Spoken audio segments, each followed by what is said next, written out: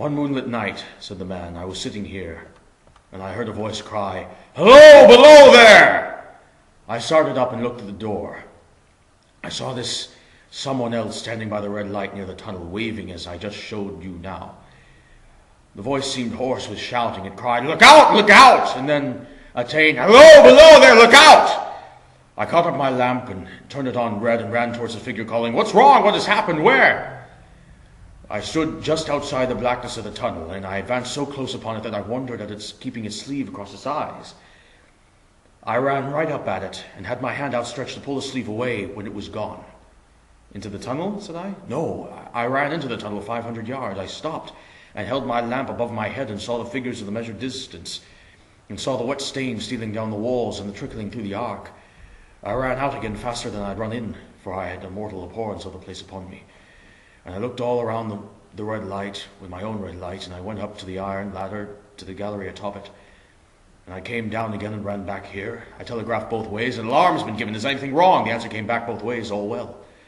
Resisting the slow touch of a frozen finger tracing down my spine, I showed him how that this figure must be a deception of his sense of sight, and how that figures, originating in disease of the delicate nerves that administer the functions of the eye, were known to have often troubled patients, some of whom had become conscious of their nature, of their affliction, and even prompted it by experimenting on themselves.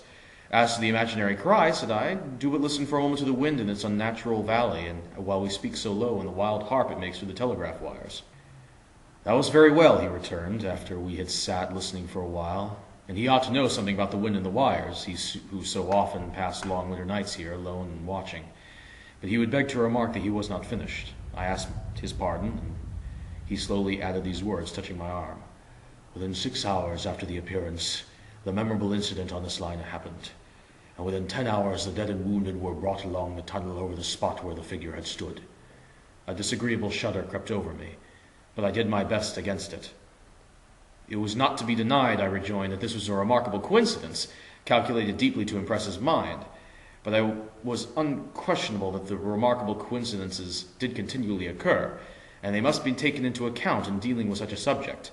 Though to be sure, I must admit, I added, for I thought I saw that he was going to bring an objection to bear upon me, men of common sense did not allow much for coincidences in making the ordinary calculations of life.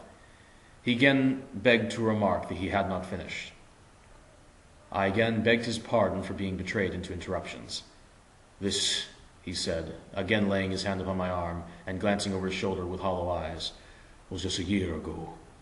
6 or 7 months passed, and I had recovered from my surprise and shock when one morning, as the day was breaking, I, standing at the door, looked towards the red light and saw the spectre again. He stopped with a fixed look at me. Did it cry out? No, it was silent. Did it wave its arm?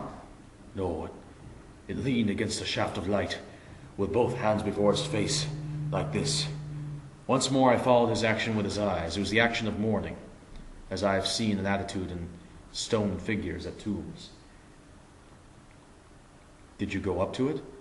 I came in and sat down, partly to collect my thoughts, partly because it had turned me faint. When I went to the door again, daylight was above me and the ghost was gone. But nothing followed, nothing came of this. He touched me on the arm with his forefinger twice or thrice, giving a ghastly nod each time.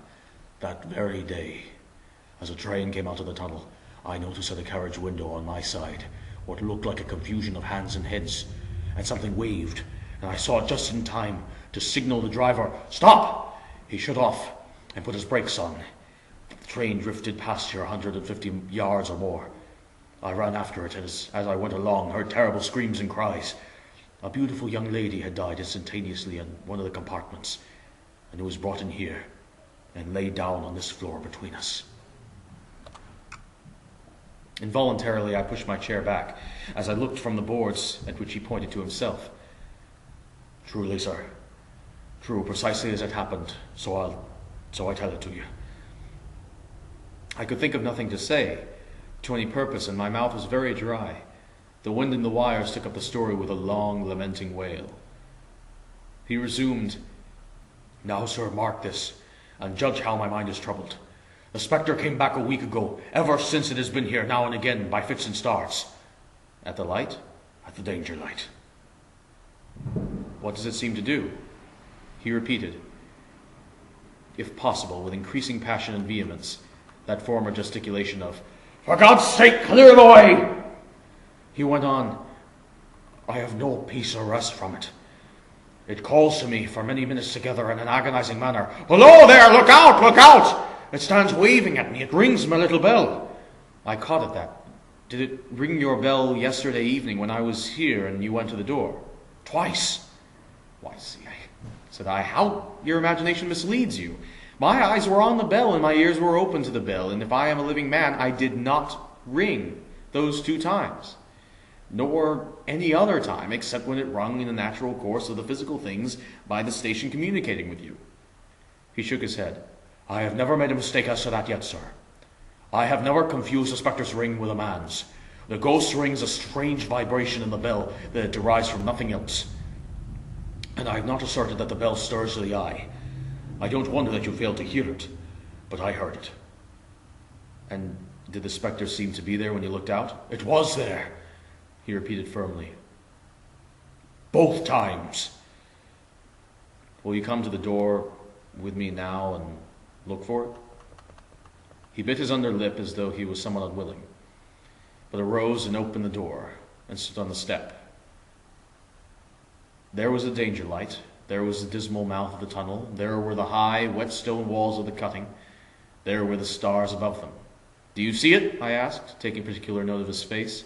His eyes were prominent and strained, but not very much more so, perhaps, than my own had been when I had directed them earnestly towards the same spot.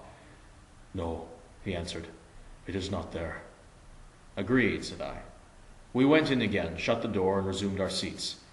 I was thinking how best to improve this advantage, if it might be called one, when he took up the conversation in such a matter-of-course way, so assuming that there would be no serious question of the fact between us, that I felt myself placed in the weakest of positions.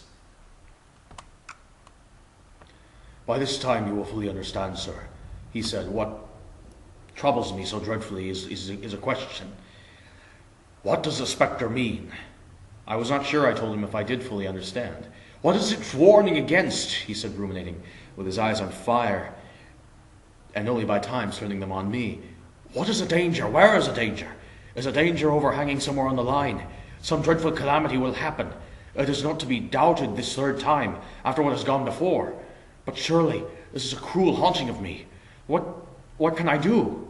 He pulled out his handkerchief and wiped drops from his heated forehead.